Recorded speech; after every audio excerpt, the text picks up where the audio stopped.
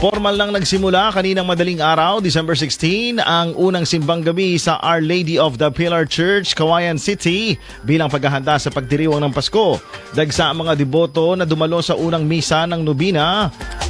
Karamihan ay maagang nagtungo sa simbahan upang makiisa sa tradisyonal na simbang gabi na inaasahang tatagal hanggang ika-24 ng Disyembre.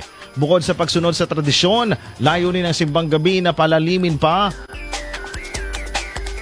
ang pananampalataya at ipaalala ang tunay na diwa ng Pasko at ang pagdating ng Panginoong Hesukristo.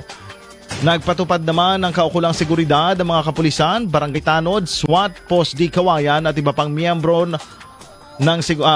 pang seguridad sa paligid ng simbahan upang matiyak ang kaayusan at kaligtasan ng mga nagsisimba.